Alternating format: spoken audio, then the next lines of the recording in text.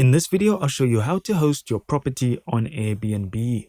So this one's more just about getting you started with the process. So what you want to do is, of course, go to airbnb.com, and on the top right, you'll see an option that says switch to hosting. Now, once you do that, you'll get this option here, and you are going to choose home. And this is very much the layout for how you're going to get set up. It'll just be as simple as filling out a questionnaire.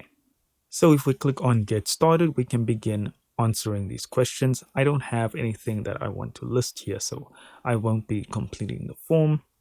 But you'll see they'll give you multiple choice questions. What type of property are you trying to list?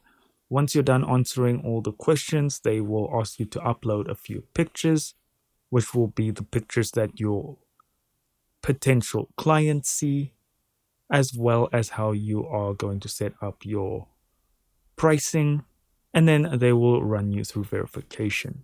And that is all there is to it, guys. Thank you so much for watching. Don't forget to hit like and subscribe, and I'll see you in the next video.